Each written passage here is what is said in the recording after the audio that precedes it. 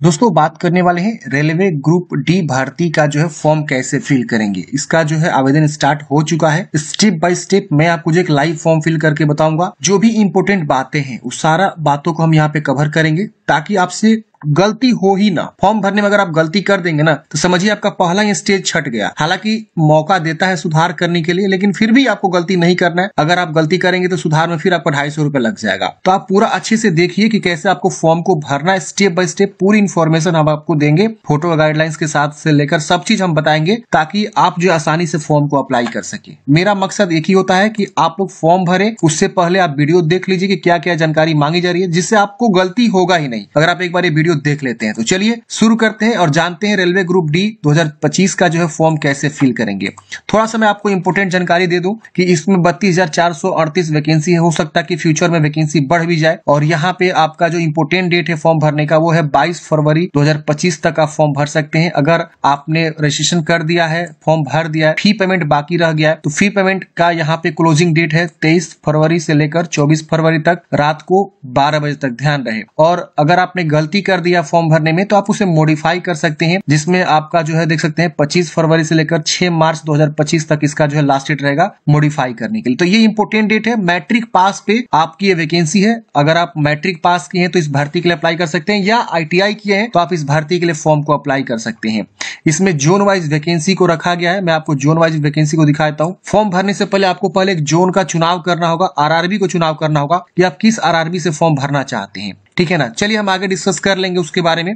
चलिए हम फॉर्म भरना स्टार्ट करते हैं। देखिए सबसे पहले आपको यहाँ पे ऊपर में अप्लाई, क्रिएट एन अकाउंट और ऑलरेडी हैव एन अकाउंट का ऑप्शन मिलता है। तो अगर आप रेलवे इससे पहले जो वैकेंसी निकाली थी, RPF की निकाली थी, ALP का निकाला था, टेक्नीशियन का निकाला था और भी वेरियस पोस्ट पे निकाला था, तो अगर आप पहले से उस वैकेंसी के लिए फॉर्म फिल किए होंगे तो आपके पास ऑलरेडी अकाउंट बना होगा। तो ऑलरेडी हैव एन अकाउंट पे क्लिक करेंगे और यहाँ पे अपना मोबाइल नंबर या ईमेल ID और पासवर्ड कैप्चा कोड भर के लॉगिन पे क्लिक करेंगे। आप लॉगिन हो जाएंगे और आपका डैशबोर्ड खुल जाएगा, आप फॉर्म अप्लाई कर पाएंगे। लेकिन जो पहली बार इस भर्ती के लिए फॉर्म भर रहे हैं उनको पहले यहाँ क्रिएट एन अकाउंट का ऑप्शन मिलता है। आप यहाँ पे क्लिक करेंगे और देखिए यहाँ पे लिखा हुआ है कि अगर आपने पहले ही अकाउंट बनाया हुआ है, किसी भी वैकेंसी के लिए आपने फॉर्म फिल किया हुआ 2024 में, तो आपको दोबारा रजिस्ट्रेशन करने की आवश्यकता नहीं है। आप यहाँ ओके करेंगे और यहाँ पे आपको क्या करना है, पहले अकाउंट बनाना है। अगर आप इससे पहले रेलवे का कोई फॉर्म नहीं भरे हैं तो ही आपको अकाउंट बनाना है। अगर आप रेलवे का पहले से फॉर्म फिल किए हैं तो आपको अकाउंट नहीं बनाना है, लॉगिन करना है। तो चलिए मैं आपको पहले एक अकाउंट बनाने का जो है पूरा प्रोसेस को बताता हूँ, फिर मैं आपको लॉगिन करके फॉर्म भर के पूरा दिखाऊंगा। फ्रेंड्स वीडियो को लास्ट तक देखिए और वीडियो अच्छा लगे तो प्लीज लाइक और अपने दोस्तों को भी जरूर शेयर कर दीजिएगा। वीडियो को कंटिन्यू करने से पहले, फॉर्म भरने से पहले मैं आपको बहुत ही इंपोर्टेंट जानकारी देने वाला हूँ। अगर आप रेलवे ग्रुप डी भर्ती लेवल 1 के लिए बेहतरीन किताब की तलाश कर रहे हैं तो मार्केट में सबसे बेस्ट बुक जो है PW का यहाँ पे होने वाला है। मैं आपको रिकमेंड करूंगा कि आप इसको अपने स्टडी में जरूर शामिल करिए। बहुत ही बेहतरीन बुक है फ्रेंड्स। इसमें आप देखेंगे तो ये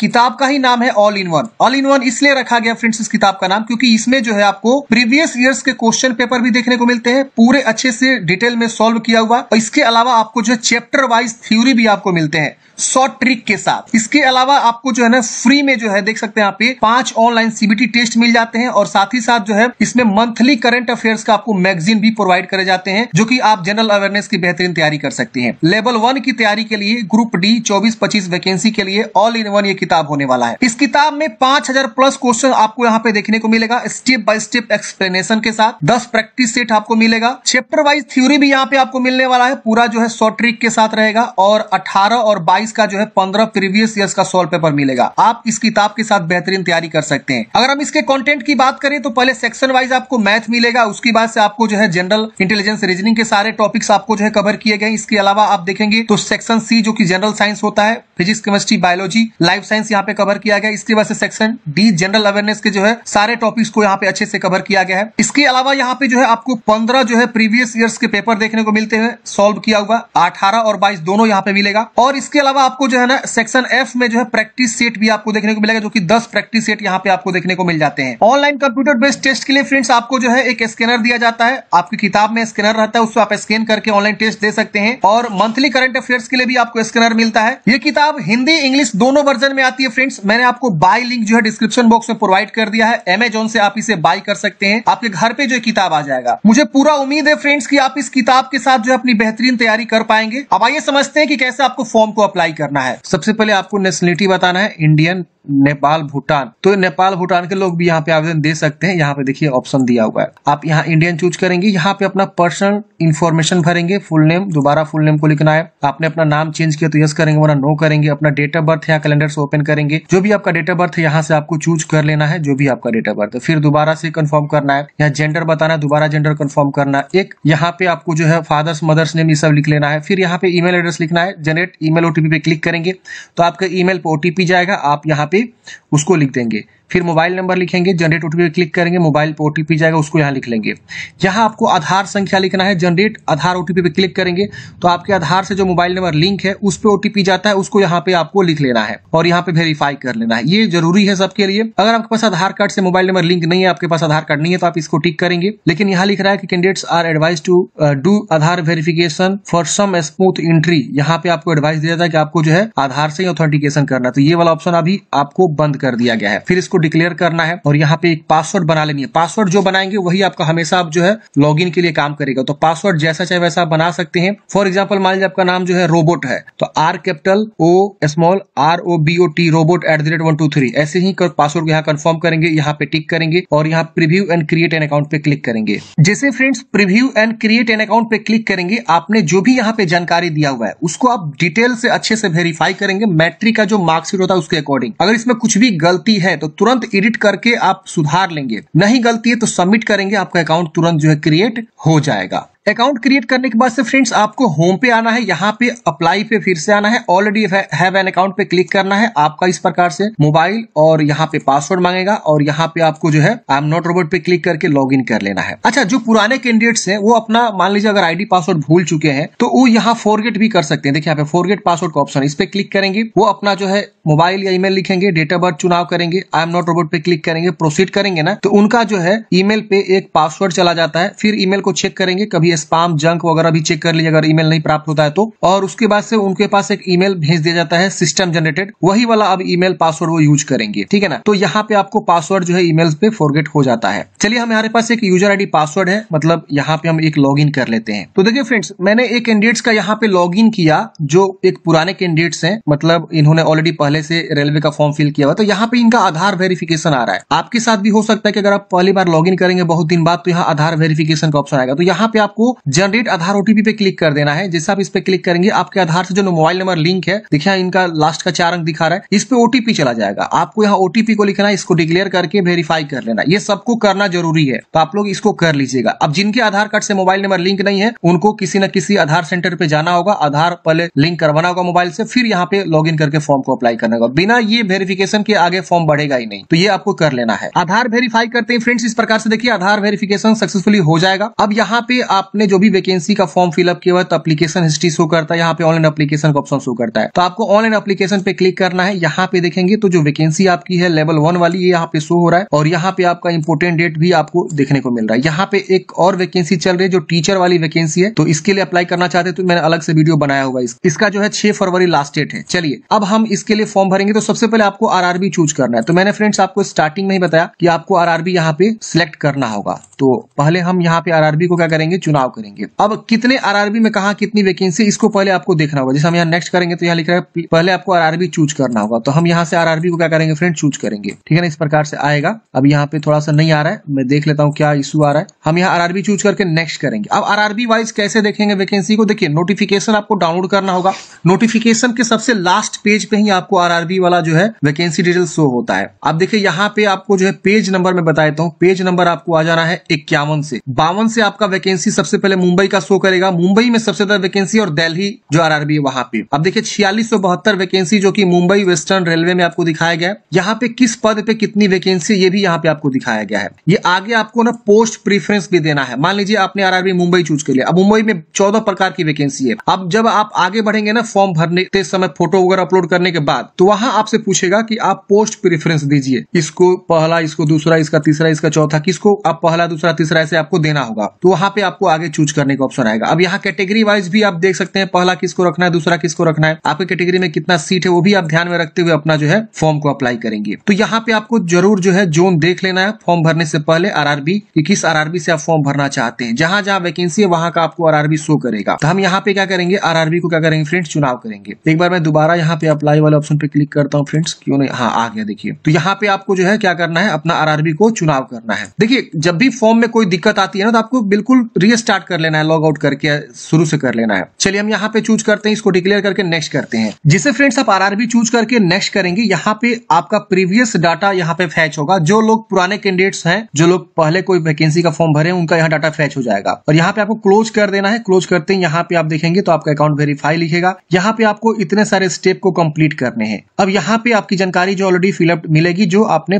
पुराने वैकेंसी के लिए आवेदन दिया था। अब यहाँ पे आपको नीचे आना है। यहाँ पे आप मैरिड है कि अनमैरिड है बताएंगे, अपना रिलीजन बताएंगे, मातृभाषा बताएंगे यहाँ पे। इसके बाद से आपका choice of language for examination, किस जो है भाषा में आप एग्जाम देना चाहते हैं। इतने सारे लैंग्वेज दिए गए हैं। जैसे मान लीजिए आप गुजराती चूज करेंगे ना तो इंग्लिश और गुजराती रहेगा। अगर आप इंग्लिश चूज करेंगे तो सारा का सारा क्वेश्चन इंग्लिश में रहेगा। अगर आप हिंदी चूज करते हैं तो इंग्लिश हिंदी दोनों रहेगा। ये विशेष ध्यान दीजिएगा। यहाँ एक आइडेंटिफिकेशन मार्क्स, बॉडी में पहचान क्या है ये आपको बतानी से, तिल का निशान, कटा का निशान, जला का निशान, जो भी है। यहाँ दूसरा आइडेंटिफिकेशन मार्क्स आपको बतानी है, जो भी है। अगर नहीं है तो नो मार्क लिख सकते हैं। यहाँ पे अपना कैटेगरी बताना है। जैसे कि यहाँ आप देख सकते हैं कम्युनिटी में आपका यहाँ पे category general, SC ST OBC EWS। अगर आप जनरल से हैं तो जनरल चूज करेंगे। जनरल में आप देखेंगे तो यहाँ पे आपको जाति प्रमाण पत्र की संख्या या किसके द्वारा बनवाया, ये सब आपको नहीं मांगेगा। वही अगर आप EWS से आते हैं, जनरल का ही एक 10% रिजर्वेशन वाला कैटेगरी होता है EWS, इकोनॉमिकली वीकर सेक्शन। अगर आप ये चूज करते हैं तो यहाँ पे आपको अपना जो है EWS का सर्टिफिकेट नंबर देना होगा। यहाँ पे अपना जो है इशूइंग अथॉरिटी, आपने कहां से बनवाया हुआ है, हर एक ऑफिसर्स का नाम आ रहा है। जहां से भी आपने बनवाया हुआ है उसका नाम यहाँ पे आपको शो करेगा, कहीं ना कहीं जरूर शो करेगा। उसको आप चुनाव करेंगे और कब बनवाया हो इसको आपको देना होगा। अगर आप OBC चुनाव करते हैं फ्रेंड्स, तो OBC में देखेंगे तो यहाँ पे 2 ऑप्शन पूछेगा कि आप जो है नॉन क्रीमिलियर से आते हैं। नॉन क्रीमिलियर उसके वो आता है बंदा, OBC का ही ये मतलब नॉन क्रीमिलियर और क्रीमिलियर होता है। अगर आप यहाँ पे नॉन क्रीमिलियर से आते हैं तो यस करेंगे। यस करते हैं इस प्रकार से आएगा, अंडरस्टैंड एग्री करेंगे। तो यहाँ पे देखिए क्या आ रहा है। अगर आप नॉन क्रीमिलियर से आएंगे, यहाँ यस करते हैं तो आपको यहाँ पे अपना कास्ट और यहाँ पे कास्ट सर्टिफिकेट नंबर और इशूइंग अथॉरिटी और कब आपने बनवाया हुआ आपको बताना होगा। नॉन क्रीमिलियर में कौन आता है, तो जिनकी फैमिली इनकम 8 लाख से कम है, OBC से आता है 8 लाख से फैमिली इनकम कम है तो यहाँ यस करेगा। और जिनकी फैमिली इनकम 8 लाख से ज्यादा है वो यहाँ नो करेगा, वो NCL में नहीं आएगा। तो इसके आपको विशेष ध्यान देना है। इस तरह से आपको जो है जानकारी को भरना है। अब यहाँ पे SC ST का भी ऑप्शन है। अगर आप SC ST से आते हैं तो अपना SC ST में जो भी आपका जाति सर्टिफिकेट लगता है वो अपना नेम ऑफ द कास्ट लिखेंगे, किस कास्ट से बिलोंग करते हैं, धोबी, बढ़ई, जो भी है, यहाँ शर्मा, जो भी है। यहाँ पे अपना सर्टिफिकेट नंबर लिखेंगे, यहाँ पे अपना इशूइंग अथॉरिटी लिखेंगे, यहाँ आप कब अपना सर्टिफिकेट बनवाए हुए हैं उसको आपको बताना होगा, जो कि आपके सर्टिफिकेट पे लिखा रहता है।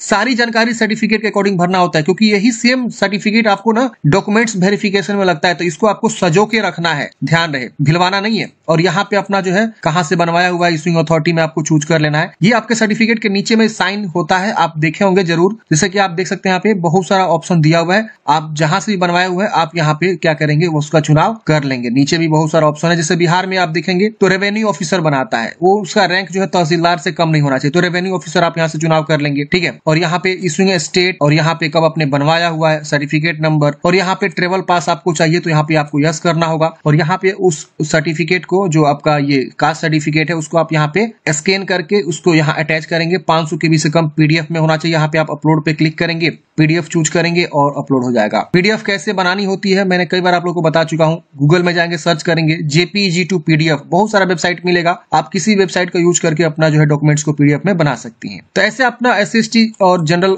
OBC को यहाँ पे चुनाव करना, ये विशेष ध्यान देना। यहाँ पे आपको रिजर्वेशन ही जो है यहाँ पे आपको मिलता है, तो इसको सही से भरना है, गलती नहीं करना है। और जो भी यहाँ पे सर्टिफिकेट देंगे उसको अच्छे से रखेंगे संभाल के, लास्ट वैकेंसी तक, मतलब लास्ट सिलेक्शन तक। अब आपको फ्रेंड्स नीचे आना होता है। यहाँ पे अपना जो है प्रेजेंट एड्रेस लिखना होता है, यहाँ पे आपको परमानेंट एड्रेस लिखना होता है। तो जो भी आपका एड्रेस है, यहाँ पहले अपना जो है राज्य, फिर यहाँ डिस्ट्रिक्ट, फिर यहाँ पे प्रॉपर एड्रेस लिखेंगे। इसमें आपको विलेज, पोस्ट, थाना, सब चीज अच्छे से लिख दीजिएगा। यहाँ पे नियरेस्ट सिटी या मेजर टाउन क्या है, पिन कोड क्या है, ये आपको अच्छे से बेहतरीन तरीके से लिखना है। यहाँ पे अपना परमानेंट एड्रेस को लिखना है। जो भी आपका परमानेंट एड्रेस है अच्छे से क्या करेंगे यहाँ पे बताएंगे। अगर सेम है तो इसको टिक करेंगे, इधर वाला सेम सेम इधर कॉपी हो जाएगा, अलग है तो अलग अलग लिख सकते हैं। इसकी वजह से इसको सेव करके नेक्स्ट वाले ऑप्शन पे क्लिक करेंगे। सेव एंड नेक्स्ट करते हैं फ्रेंड्स, डाटा सेव हो जाएगा। अगले स्टेप में अब आपको यहाँ पे जो है कुछ जानकारी पूछेगा। जैसे एक्स सर्विसमैन है तो आप यहाँ पे यस करेंगे और अपना जो है एक्स सर्विसमैन के बारे में बताएंगे, रैंक बताएंगे, डेट ऑफ अटेस्टेशन बताएंगे। यहाँ पे आपको डिफेंस सर्विस का कहां से आपने किया हुआ, are you still in defence service, तो ये सब आपको बताना होगा। नहीं है तो आप यहाँ नो करेंगे। अगर आप विकलांग है तो यस करेंगे, विकलांगता के बारे बारे में बताएंगे, जो भी आप विकलांग है। अगर आप नहीं है तो आप इसे नो कर देंगे। यहाँ पे आपको स्क्राइब चाहिए, तो अगर आपको स्क्राइब चाहिए तो आप यहाँ पे यस करेंगे, नहीं चाहिए तो नो करेंगे। अगर आप जो है इकोनॉमिकली बैकवर्ड क्लास ईबीसी से आते हैं तो आप यहाँ यस करेंगे। अब ईबीसी में कौन आता है, इनसे इन्फॉर्मेशन यहाँ दिया हुआ है। जो बीपीएल होल्डर कार्ड है या जिनकी फैमिली इनकम 50,000 से भी कम है, वो लोग ईबीसी में आएंगे, तो उनको यहाँ पे यस करके अंडरस्टूड करना होगा। उनको ट्रेवल पास चाहिए तो यस करेंगे। अब यहाँ पे उनको जो है ईबीसी का जो सर्टिफिकेट होल्डर है वो अपना जो है यहाँ पे बताएंगे, और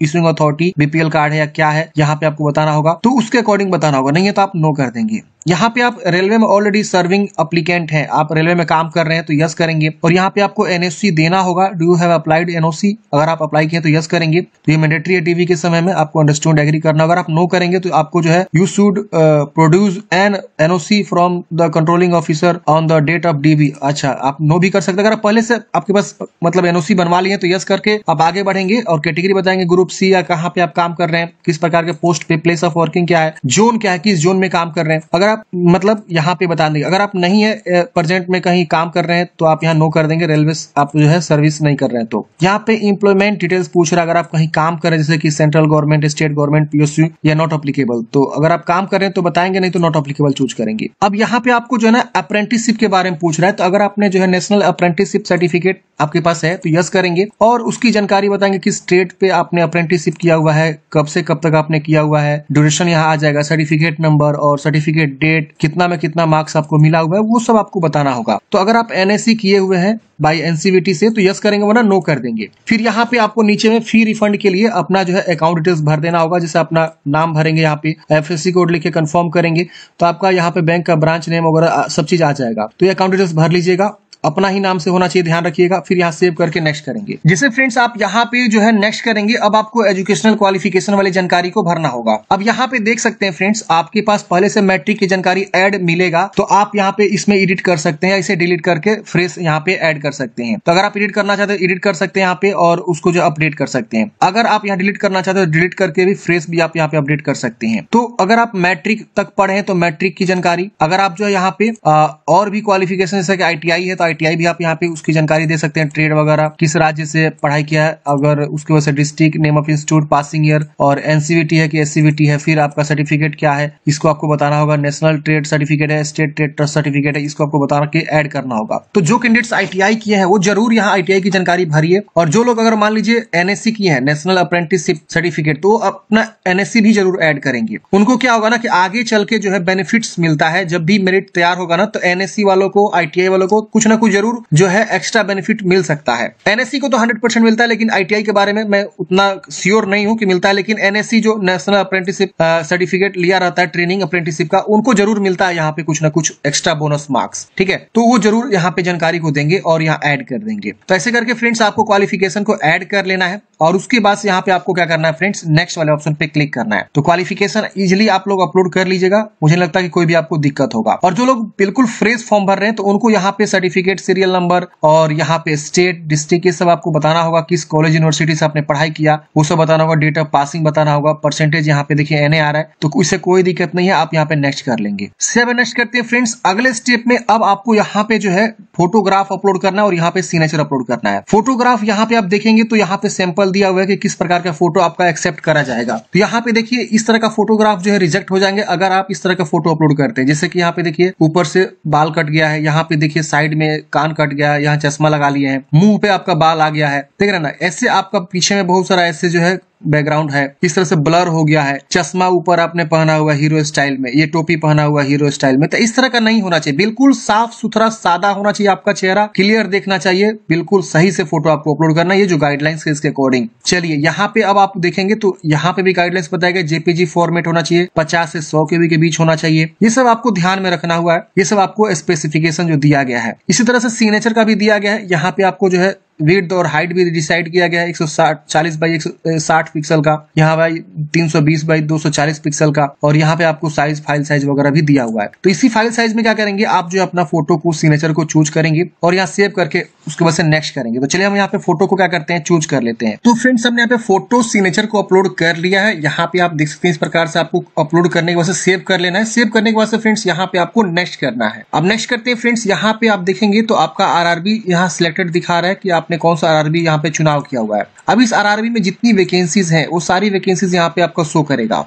अब आपको यहाँ पे ना ऑर्डर का प्रेफरेंस देना है कि आप किसके लिए प्रेफरेंस पहले रखना चाहते हैं, दूसरा पोस्ट किसके लिए, तीसरा किसके लिए, चौथा किसके लिए। तो जोन तो आपने चूज कर लिया, लेकिन उस जोन में जो 14 प्रकार की वैकेंसी है उसमें पहला, दूसरा, तीसरा, चौथा किसको रखना चाहते हैं। तो आप अपने अकॉर्डिंग सही से यहाँ पे देख लीजिए और देखने के बाद से आप क्या करेंगे, उसको आप यहाँ पे चुनाव करेंगे। आप चाहे तो अपना कैटेगरी में, जैसे मान लिया हमने यहाँ पे सिकंदराबाद चूज किया है, तो सिकंदराबाद में मेरे कैटेगरी में जो है कितनी सीटें हैं उसको भी ध्यान में रखेंगे। कौन सा बेहतरीन पोस्ट होता है इसका भी ध्यान रखेंगे, क्योंकि यहाँ पे एसएनटी वाला बेस्ट पोस्ट माना जाता है, सिग्नल एंड टेलीकम्युनिकेशन वाला में। इसकी वजह से लोको सेड का यहाँ डीजल वाला है, लोको सेड इलेक्ट्रिकल डिपार्टमेंट है। इसकी वजह से यहाँ डिपार्टमेंट भी लिखा हुआ दिख रहा है ना, यहाँ पे दिख रहा है ना, तो ये डिपार्टमेंट भी आपको चूज कर लेना है। असिस्टेंट पीवे का यहाँ पे सर्च करना है कि ये किस प्रकार का पोस्ट है, काम क्या करना होता है। असिस्टेंट टीआरडी का काम क्या होता है, पोस्टमैन बी का काम क्या होता है, ट्रेक मेंटेनर ग्रेड 4 का यहाँ पे क्या काम होता है जो इंजीनियरिंग डिपार्टमेंट का है। तो आपको ध्यान देना है और समझना, उसके अकॉर्डिंग जो है यहाँ पे प्रीफरेंस करना है। ये नहीं कि कुछ भी आप जो है पहले चूज कर लीजिए, अब पता चला कि अच्छा पोस्ट आपने पहले चुनाव किया नहीं और जो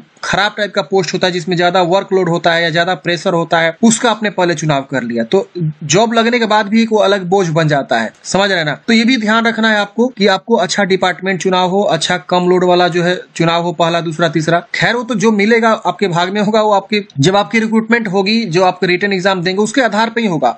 लेकिन बेहतरीन से बेहतरीन, क्या पता आपका नंबर आ जाए तो आपको बेहतरीन पोस्ट मिलना चाहिए था, आप एलिजिबल होते हुए भी नहीं मिल पाया। तो ये कहीं ना कहीं पोस्ट प्रेफरेंस भी आपको ध्यान में रखना है और उसके अकॉर्डिंग यहाँ पे पहला, दूसरा, तीसरा प्लस पे क्लिक करेंगे, सीधे वो वाला आ जाएगा। देख रहे हैं यहाँ पे, आप यहाँ से अगर माने गलती चूज कर ले तो यहाँ से हटा भी सकते हैं, ऐसे हटा सकते हैं।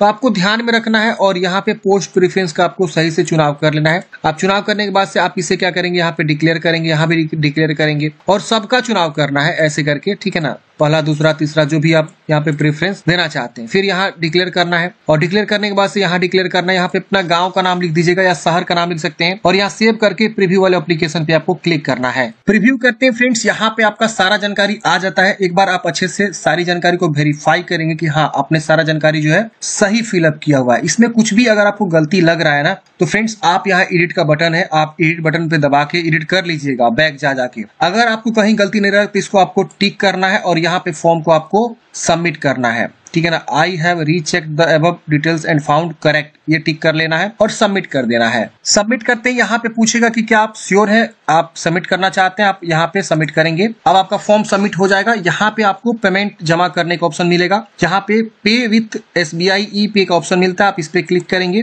यहाँ पे आपको एग्री करना है और यहाँ पे प्रोसीड करना है। अब यहाँ पे देखेंगे फ्रेंड्स, आपके पास कार्ड का ऑप्शन आता है, यहाँ पे नेट बैंकिंग का ऑप्शन आता है, यहाँ पे आपको UPI का भी ऑप्शन आता है। तो आप जिसके थ्रू भी पेमेंट जमा करना चाहते हैं उसका आप चुनाव करके पेमेंट को जमा करेंगे। तो हम यहाँ पे जो है QR कोड जनरेट कर लेते हैं, UPI QR। हम यहाँ पे पे नाउ पे क्लिक करेंगे, QR कोड आ जाएगा। यहाँ पे हम QR कोड को स्कैन करके पेमेंट को जमा कर सकते हैं। आप अपने फोन पे, पेटीएम, गूगल पे, किसी से भी आप इसको स्कैन करेंगे और सिंपल जो है उस डिवाइस से क्या करेंगे, उस मतलब ऐप से आप पेमेंट को जमा कर देंगे। पेमेंट जमा करते हैं फ्रेंड्स, आपका पेमेंट जमा हो जाएगा, उसके बाद से आपको फाइनल प्रिंट आउट निकल जाएगा। तो मैं यहाँ पे पेमेंट जो है कर रहा हूँ। तो फ्रेंड्स हमने यहाँ पे पेमेंट जमा कर दिया है। अब ये ऑटोमेटिक रीडायरेक्ट कर देगा कहाँ पे, आपके डैशबोर्ड पे। ये पेमेंट होते ही रीडायरेक्ट हो जाएगा ऑटोमेटिक, कुछ आपको रिफ्रेश वगैरह नहीं करना है, पेज बैक वगैरह नहीं करना है। ये देखिए पेमेंट जमा हो गया, सक्सेसफुल हो गया। इसका प्रिंट आउट स्क्रीनशॉट जरूर ले लीजिएगा। इसका प्रिंट आउट निकालने के बाद यहाँ बैक का बटन मिलता है, बैक पे क्लिक करेंगे। अब यहाँ पे देखेंगे तो आपका सीधे जो एप्लीकेशन हिस्ट्री पे लेकर आएगा। यहाँ पे आपको इस तरह से देख सकते हैं, आपने जो पेमेंट जमा किया वो आपका वेरीफाई दिखा रहा है, पेमेंट वेरीफाई हो चुका है। यहाँ आपका पेमेंट जो है,